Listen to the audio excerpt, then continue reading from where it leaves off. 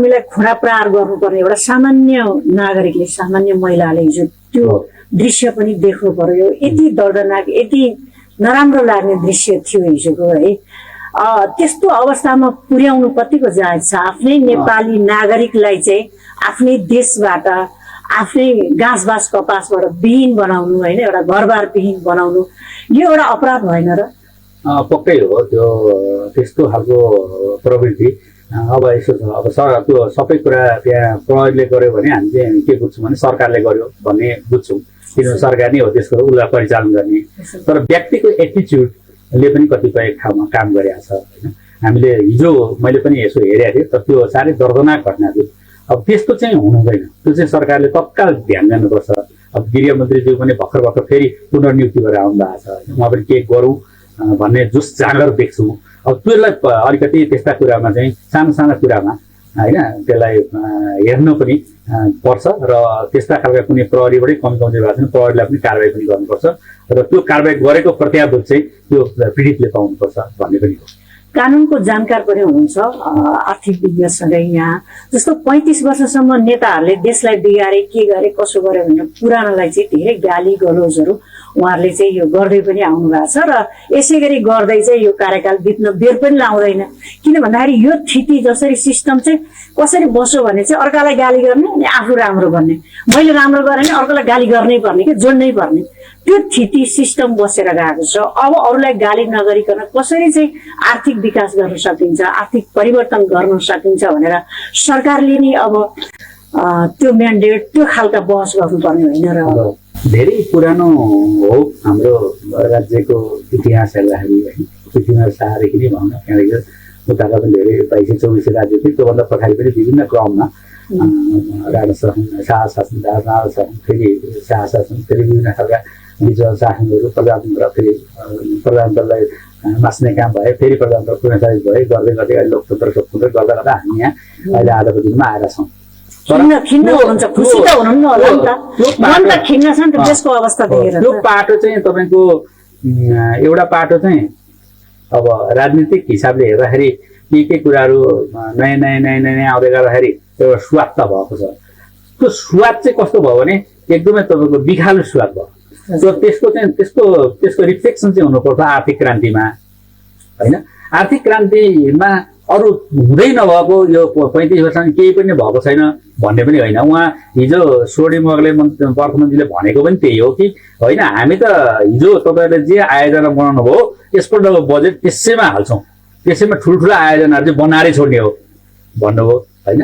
अब एउटा पूर्व पश्चिम रेलमार्गकै कुरा गरौँ, रेलमार्ग त अब एकपल्ट उहाँ पुरानो सरकारले छोडिदिइसकेको थियो। अब जग्गा सग्गा फुक्का गरिदिने यो गरिदिने भएर फेरि यसपल्ट रेलमार्गको एक लाइन त्यहाँ थप्नु भएको छ भनेपछि अब रेलमार्गमा उहाँहरूको कुरा के हो? त्यो चिजहरू आउनुपर्छ, त्यो लेखिदिएर मात्रै भएन। दुनियाँ मान्छेको 50,000 बिघा चाहिँ रोका गरेर बसिएको छ, न उनीहरूले बेच्न पाउँछन्, न खरिदेर, न चाहिँ तपाईँको काहीँ घर के अरे के भन्छ उसमा धितो राख्न पाउँछन्, न अरू केही गर्न पाउँछन्, भोगचलन गर्न पनि पाएका छैन।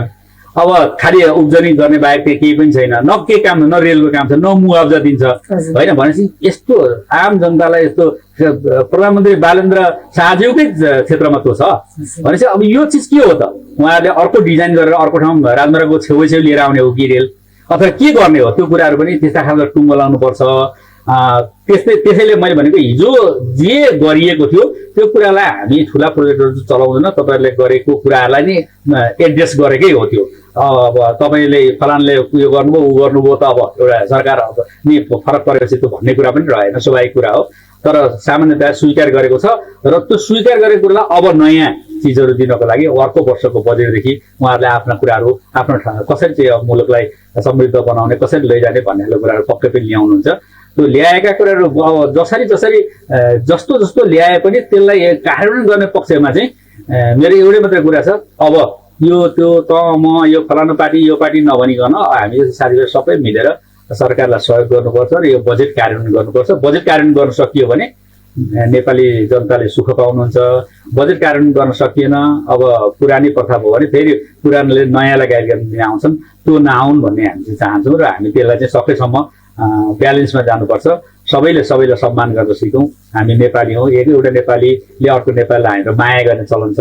होइन। अब हिजो जे थियो कसले कमी कमजोरी पनि भयो होला, कसैको राम्रो पनि भयो होला, के भयो होला, राम्रो गरेर सम्मान गर्नु, कमी कमजोरी गरेर पनि एउटा किसिमको पेनाल्टी पाइसक्नु भयो। सधैँभरि त्यही खेल गरेर पनि साध्य छैन। एउटा हिसाबले अब चाहिँ मुलुकलाई लानुपर्छ भएर शीर्ष नेताहरूले होइन, युवा छौँ जोस जागर छ भन्ने खालको हिसाबले मात्रै पनि हुँदैन। त्यसलाई कारुण्य पक्षमा धेरै जटिलताहरू आउन सक्छन्। जटिलता आएको बेला फेरि बुढापाकाहरूको पनि त्यहाँ केही सुन्नुपर्ने पनि दिन आउन सक्छन्। त्यसो भएर सबैले एकअर्कालाई सम्मान गरेर एक ठाउँ पुग्यौँ भनेदेखि यो मुलुक बन्छ जस्तो लाग्छ मलाई। अब हामी कार्यक्रमको अन्त्यमा छौँ। अन्त्यमा एउटा कुरा के छ भने अहिले पनि टटकारो छ र बहस पनि नभएको र सञ्जालमा पनि कुरा यो बहस हुँदैन। सामाजिक सुरक्षाको विषय राज्यले चाहिँ नागरिकहरूलाई आर्थिक सुरक्षादेखि लिएर सामाजिक सुरक्षा दिनुपर्ने हो। जे आन्दोलन अगाडिको देशको अवस्था, समाजको अवस्था जो निर्भयपूर्वक हामी बाँच्न पाउँथ्यौँ, हिँड्न पाउँथ्यौँ, तर त्यो अधिकार पनि अहिले चाहिँ खोसिएको जस्तो मान्छे चाहिँ एकदम डराएर हिँड्नुपर्ने होइन। समाजमै पनि एक अर्कालाई प्रहार गर्ने, हत्या हिंसा धेरै ठाउँमा हुने, आगजनी हुने होइन। अब लागु औषध दुर्व्यसनीका कुराहरू पनि धेरै भइरहेछन्। बेरोजगारीका कारण चाहिँ यहाँ चाहिँ धेरै खालका अपराधका घटनाहरू पनि घटिरहेछ। यहाँले पनि त्यो महसुस गर्नुभएकै होला।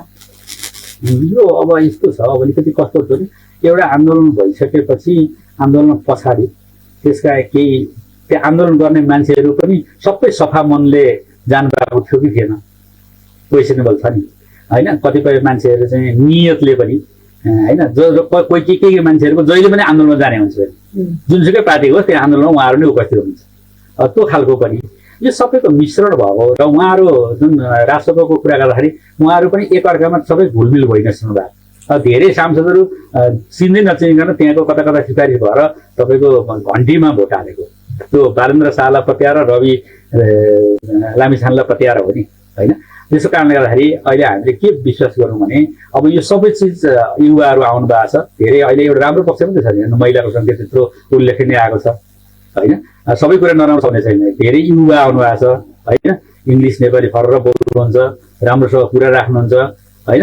तर त्यो चिजलाई मुख बन्द गरेर होइन, उहाँहरूले आफ्नो संसदमा बोल्न सक्ने संसदमा बोल्नु पर्यो, संसद बाहिर बोल्न सक्ने भनेको पार्टीभित्र बोल्न सक्ने पार्टीमा बोल्नु पर्यो। कहाँ बोलेर हुन्छ, आफ्नो बजेट आफ्नो क्षेत्रमा आफूले गर्नुपर्ने कुराहरू त्यसतिर ध्यान दिनुपर्छ। र मूल कुरा चाहिँ कानुन बनाउने, कानुन निर्माण गर्ने, कानुनलाई सुव्यवस्थित गर्ने, भएका कानुनलाई संशोधन गर्ने, परिमार्जन गर्ने। धेरै हामीले अध्यादेशतिर पनि जानु हुँदैन। अब केही नहुने अहिले तत्काल गर्नुपर्ने र तुरुन्तै पास हुन सक्ने यता अवस्था छैन भने अध्यादेश पनि ठोक्नुपर्छ, ल्याउनुपर्छ। तर सुशासन ल्याउनुलाई, कायम गर्नलाई, शान्ति सुरक्षा कायम गर्नलाई, अमन चयन काम गर्नलाई आम नेपालीलाई ढुक्क है तिमी अब है तिम्रो पनि पालो आयो है भन्नु पर्यो। अब 10-15 हजार कर्मचारी पठाउने हो भने 10-15 हजारले त्यहाँ अवसर पाउने खालको युवाले अवसर पाउँछ भने त ठिकै छ नि। उहाँहरूले पनि यति गर्नुभयो, उहाँहरूलाई पनि पाउनुपर्ने सुविधा दिएर बिदा गर्छ सरकारले भनेदेखि राम्रै कुरा। अरू नयाँ जेनेरेसन पनि आउँछ होइन। अख्तियार जस्तो संस्थामा चाहिँ अहिले विभिन्न ठाउँबाट मान्छे तानेर राख्ने स्थिति छ, राख्नुपर्ने स्थिति छ। लोकसेवाले अख्तियारको लागि यस्तो सुशासन एउटा सेवा भनेर एउटा सेवै गठन गरिदिएर त्यहाँ छुट्टै फ्रेस ग्रेजुएट राख्यो भने त पक्कै पनि उसले हेर्ने दृष्टिकोण, उसलाई तालिम जुन किसिमको दिन्छ त्यो हेर्दाखेरि उसले छानबिन गर्ने कुराहरू त निष्पक्ष गर्ला नि। अहिले आफै कता कता एउटा कार्यालयको प्रमुख भएर बस्यो अनि त्यही मान्छे फेरि अप्ठ्यारो पुगेको छ भने आफ्नै फाइल त्यहाँ छ, उसले कस्तो किसिमको गर्छ त। यो कुराहरू चाहिँ राज्यले अहिलेदेखि सोधेर त्यस्तो खालको व्यवस्था गर्न सक्ने भयो नि त होइन। त्यो खालको व्यवस्था गर्दै गर्दै सुशासन पनि कायम गराउने, अनि त्यस पछाडि आम जनतालाई चाहिँ एउटा भरोसा पनि दिने, अनि प्लस चाहिँ विकासका पनि गतिहरू पनि सँगसँगै लगेर हरेक सांसदहरूलाई अब पार्लियामेन्ट सकेपछि आफ्नो आफ्नो विकास क्षेत्रतिर गएर उहाँहरूले आफ्ना कार्यक्रमहरूलाई कसरी छिटो गराउने, कार्यालय प्रमुखसँग बसेर छलफल गरेर प्रदेशसँग समन्वय गरेर स्थानीय निकायसँग समन्वय गरेर गर्नु पर्यो नि। अब त्यो गर्न सक्दाखेरि त यो त धेरै ठुलो कुरो त छैन होइन। अहिले त हाम्रो त कति विगतको एउटा नराम्रो कुरा भनौँ न के भन्नु, अलिकति त्यो धेरै चाहिँ हामी काठमाडौँ केन्द्रित भएर पनि सबै गाउँमा गएर साँच्चै मिहिनेत गरेर मान्छे जित्नु नि भएको नि होइन। त्यस कारणले गर्दा उहाँहरूलाई पनि सबै चाहिँ पूर्व माननीयजीहरू उहाँहरूसँग भएको अनुभवहरू गरोस् नि त। कतिको राष्ट्रपालले गराउँछ भनेर अब हेर्नु हुँदैन। अब हाम्रो मुलुक हो नि त, मुलुक बिग्रियो भने त बिग्रिगयो नि। त्यसले सबैले खबरदारी पनि गर्दै जानुपर्छ, सहयोग पनि गर्दै जानुपर्छ र सरकारले त्यसको अग्रता पनि लिनुपर्छ, सरकारले सहयोग पनि लिनुपर्छ। त्यति हो मेरो भनाइ चाहिँ। धन्यवाद। आजको आम बहस कार्यक्रम को अन्तिममा छौँ र आज हामीसँग हुनुहुन्थ्यो गोपी कृष्ण न्यौपाने, कानुनका जानकार, विज्ञ अर्थविद र धेरै सेक्टरहरूमा काम गरिसक्नुभएका अनुभवी जिज्ञासु र सल्लाहकार धेरै क्षेत्रको र कार्यक्रममा आइदिनु भयो। यहाँलाई धेरै धेरै धन्यवाद छ। नमस्कार। टेलिभिजन तपाईँ सीता बहिनी लगायत सम्पूर्ण टिमलाई पनि मेरो तर्फबाट हार्दिक धन्यवाद।